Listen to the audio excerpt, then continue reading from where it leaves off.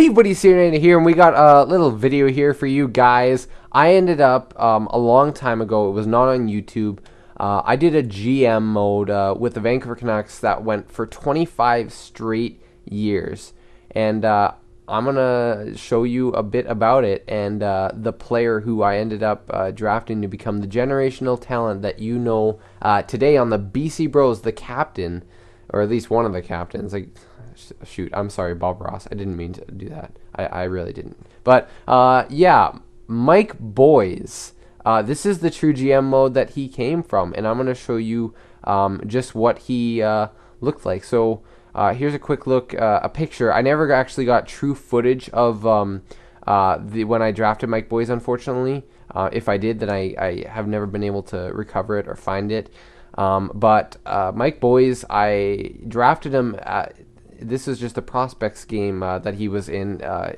87 overall was his stat, and when I saw his potential in the like just before, when you go to draft a player in NHL 15 here, yes, it was NHL 15, or this is the game that we're playing, or at least looking back on. Mike Boyes, I drafted him at 5 yellow stars, and that was his potential coming in the draft, and I was like, you know what, I need to get him. And I remember when I drafted him, he was still a true, like, he was a true player. Like the way, like, his sorry, obviously he was a true player. He wasn't a real player. He was created. I'm just trying to find him right now in this game, and here we go. Defenseman. This is him currently at 25 years old at the end of this 25-year GM mode. That's kind of cool. 25, 95 overall Mike Boyes. He never became a 97, 98, 99. Like a lot of people do get to sometimes see, well, some people get to see franchise players be that, even 4.5 yellow star guys or 4.5 green star, or something like that. Like there's tons of you guys that have had GM modes where Mike Boyes was just a legend. And Mike Boyes, in this GM mode, like, he only became a 95, but the fact that he came out of the draft an 87 overall, like, he was a true generational talent. And I mean, you look at his stats, this is kind of how I play. Physical, defensive, hell of a shot. Holy crap, his slap shot's better than his wrist shot. Debatable. His skating is phenomenal.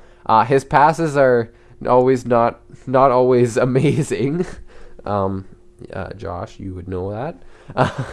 But yeah, this is exactly what he was. You look at his stats, it only shows the past 4 years, unfortunately. If you look at when he was drafted, those are his career stats and his playoff stats.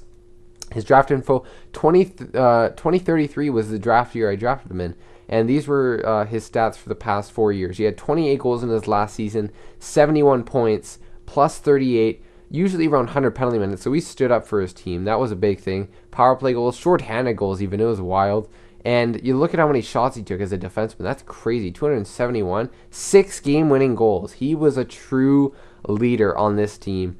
And I just wanted to show a little tribute to him because this is the guy I replicated my ESHL character after, instead of doing it based off of, like, just off of some joke or just calling myself the Aaronator on ESHL. I called him Mike Boyes because this was a guy who had a little special place in my heart for when I drafted him. Oh, to get interrupted in a video like this. I'm sorry, boys. I did not mean that. This is your spotlight video, your tribute. If you actually notice, it says he's number 35. I had no idea. I knew it was something like 35. No one cares about Washington. 35. I always thought it was 35 or 34. I went with 34 as more of a proper number because I think when he was drafted, he was number 34. I could be wrong. It may have been on the prospects game picture. I don't actually know. I don't have it in front of me, but I went with 34 as more of a proper number because that seems like this was more. You can imagine it to be like he picked 35 because I guess someone else on his team had number 34, and so he was even more of a leader when he came onto this team. Came out of juniors wearing 34, and he came into the NHL wearing 35 because he was just that much of a leader. But yeah, Mike Boyes was truly an amazing player. If you go to Florida, Yager is still not playing, unfortunately. He probably retired in the first couple of years of this GM mode. But yeah, I might as well show you what our team looked like. A quick look. There's a 92 overall grinder, Bradley Peterson, couple of really good potential guys. 2.5 Green Star guy. This guy, Martin Eaton, he was an amazing pickup I ever got. 2.5 Green Stars, became an 88 overall, and he was one of our top point guys. He usually gets lots of assists. Lots of potential guys. I tried to stack up on defensemen to continue on with the year because I wanted someone to play with Mike Boyes, preferably an offensive defenseman, but we never really got that. That was the wrong button. I'm not used to the PS3 controller anymore. Denisov.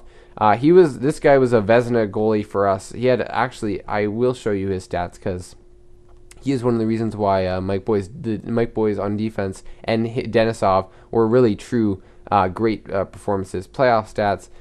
We went far in the playoffs. He was all right in the playoffs, but when it came to the season, you look at his last season, 14 shutouts, .928.